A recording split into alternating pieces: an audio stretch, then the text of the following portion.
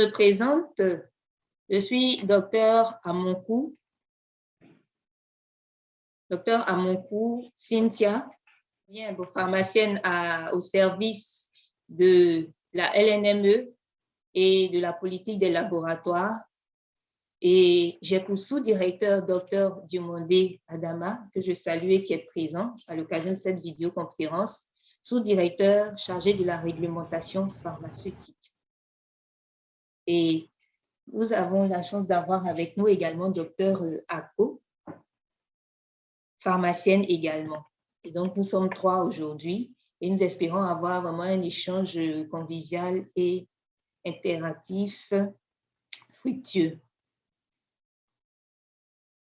Et cette activité est organisée par la direction de l'activité pharmaceutique avec à sa tête notre directrice, Madame le docteur Rachel Duncan, qui a mis tout en œuvre pour que cette visioconférence ait lieu et nous la saluons. Alors, nous allons dérouler le PowerPoint vient à l'appui de cette visioconférence, puis avoir les différents échanges et partages. Nous allons bien entendu commencer par présenter la direction de l'activité pharmaceutique, puis nous allons axer le reste du temps de la présentation donc, sur la LNME. Okay. J'espère que tout le monde voit la présentation. Hein.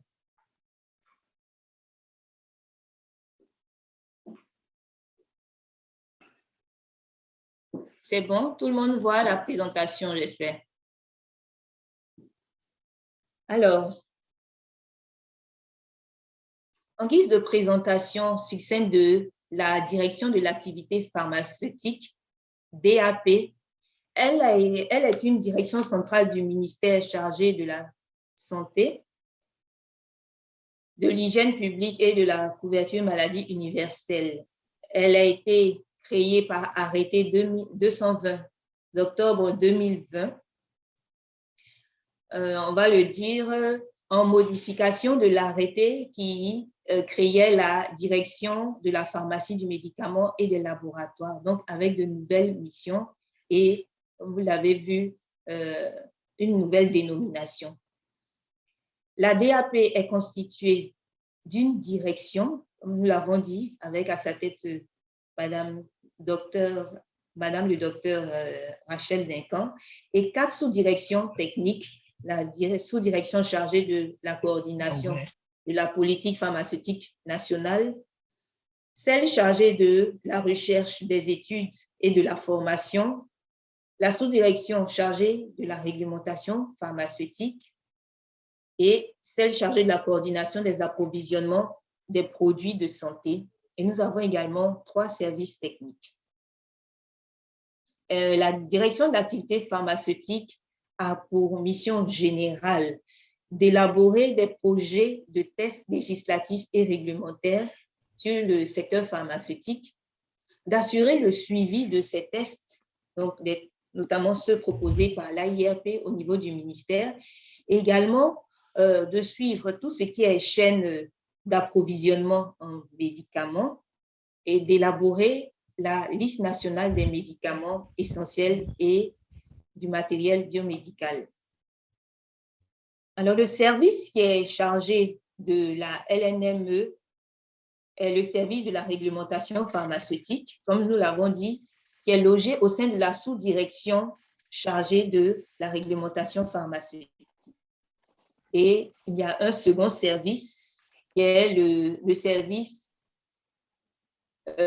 chargé spécifiquement de la réglementation pharmaceutique. Donc, 2 services au sein de la sous-direction chargée de la réglementation pharmaceutique.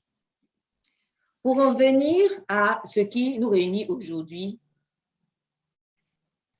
la liste nationale des médicaments essentiels et du matériel biomédical. Alors, en introduction, il faut dire que le médicament est d'une importance capitale et cela a été spécifié dans le plan national de développement sanitaire de 2016-2020. Et l'un des objectifs est de renforcer donc la disponibilité du médicament, mais aussi du matériel biomédical, notamment dans le secteur public, afin de mettre à disposition des prescripteurs, des dispensateurs, ces médicaments. Une liste a été établie pour une prise en charge efficace. Alors, qu'est-ce que la liste des médicaments essentiels et du matériel biomédical? En fait, c'est une notion qui a été définie par l'OMS.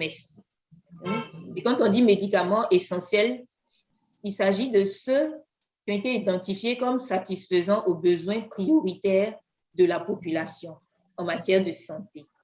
Et donc, c'est une liste restreinte, d'accord, qui concerne certaines maladies en prenant en compte le profil sanitaire du pays.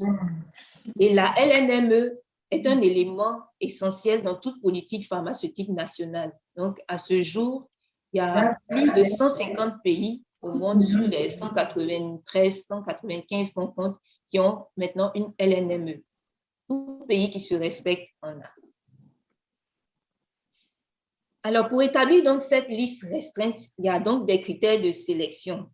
D'accord? Donc, il y a plusieurs facteurs que les experts vont essayer d'analyser. Donc, il y a le tableau épidémiologique, il y a des ressources financières aussi pour acquérir le produit, donc l'accessibilité financière, la formation et l'expérience du personnel pour pouvoir administrer adéquatement le produit identifié, les directives thérapeutiques au niveau national comme international, les facteurs liés à la population, génétique, démographique, environnementaux, et puis les capacités de production locale.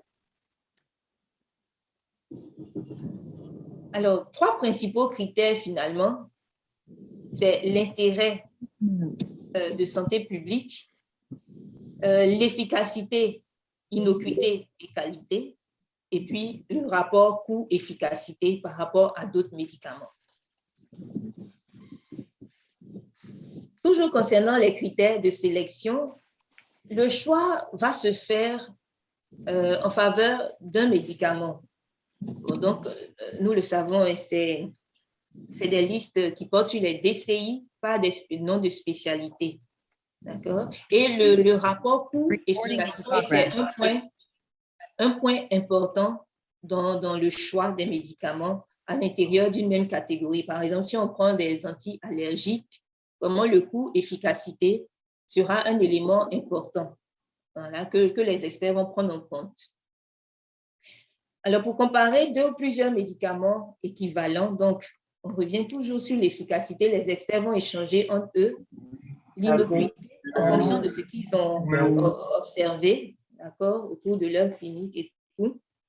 La qualité, la disponibilité aussi, parce que parfois, il y a des produits qui peuvent être identifiés, des DCI, mais s'il y a eu beaucoup de ruptures ou bien au niveau international, on considère tout cela.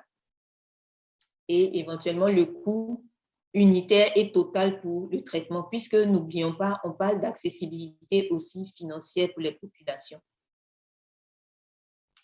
Là, on a parlé d'une molécule.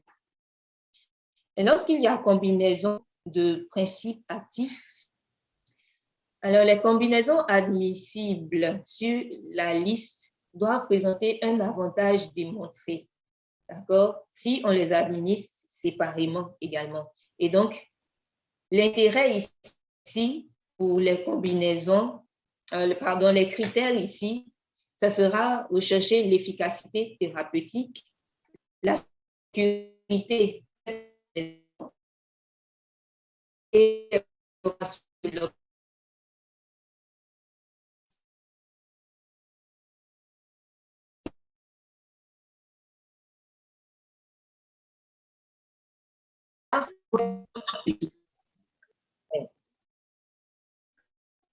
il est souvent demandé de national médicament pour leur organisation et également pour la sélection, l'achat et la distribution dans le secteur d'achat et la distribution dans le secteur également. toujours en termes d'utilité, l'objectif, lorsque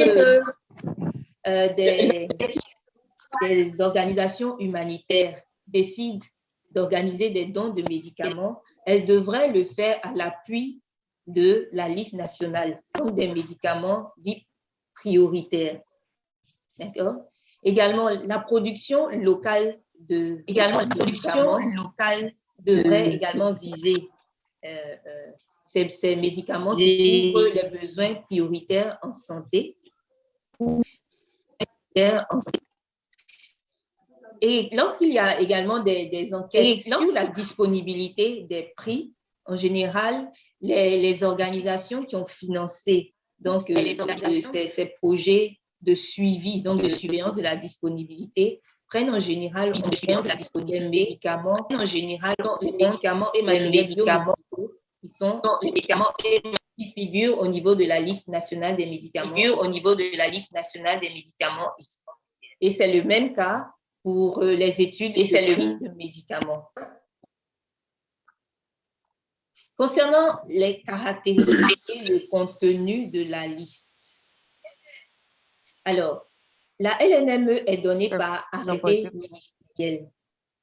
Elle est normalement révisée tous les 2 ans et nous allons le voir tout à l'heure.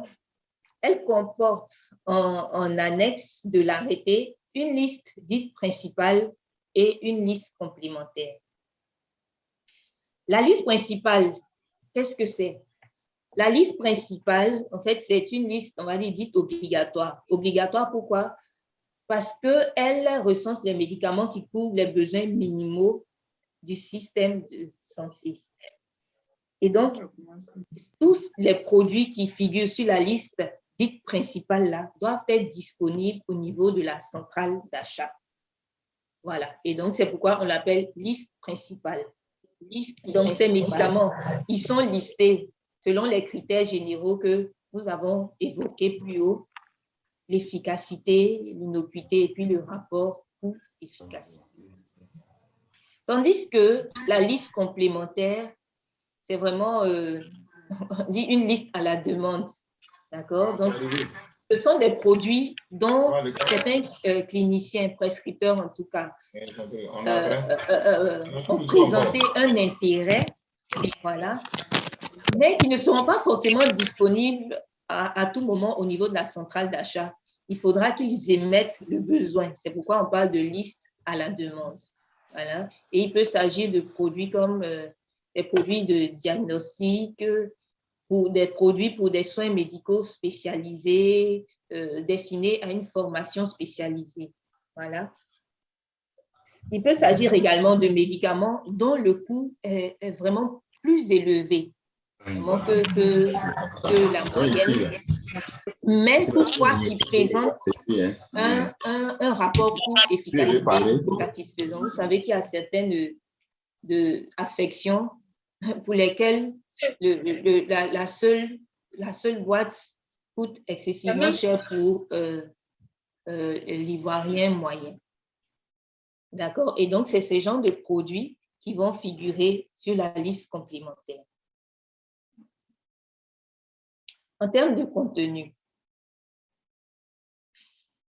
la liste, elle est présentée en fait par classe thérapeutique. Donc, on va traiter par exemple les anti-allergiques, les antipaludiques, vraiment par classe thérapeutique. Les produits sont présentés par DCI et par dosage. Donc, vous allez voir que sur la liste, si on prend, je donne un exemple du paracétamol, 1000, d'accord, 1000 mg aura saline, 500 mg aura saline. Et selon également la forme galénique